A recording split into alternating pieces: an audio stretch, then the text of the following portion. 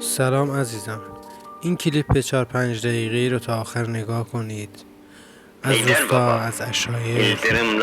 اگه خاطره‌ای دارید، اگه خوشتون اومد، برام کامنت بنویسید، لایک کنید و شیر کنید، به دوستاتون بفرستید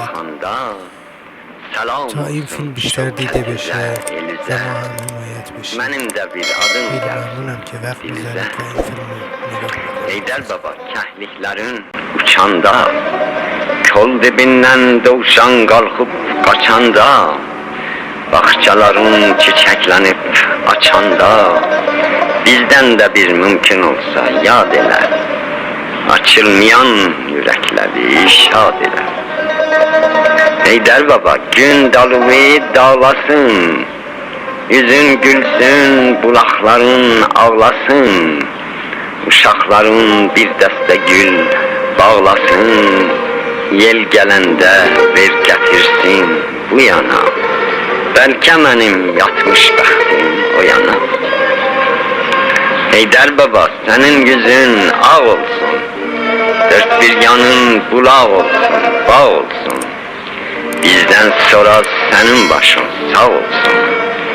Dünya qəzə qədər ölüm itimdir, dünya boyu oğulsuzdur, yetimdir. Heydər baba, yolum səndən kəc oldu, ömrüm keçdi, gələnmədim, gec oldu. Heç bilmədim gözəllərin necə oldu, bilməz idim döngələr var, dönüm var, itkinlik var, ayrılıq var, ölüm var. Heydər baba, it əmək yitirməz, ömür keçər, əfsus bərə bitirməz, namərd olan ömrü başa yetirməz. Biz də vallah unutmarıq sizləri, görənməsək helal edin bizləri. Heydər baba, şeytan bizi azdırıb, muhabbəti ürəklərdən qazdırıb, qara günün sərnövüştün yazdırıb, salıb xalqı bir-birinin canına, barışığı bələşdirib qanına.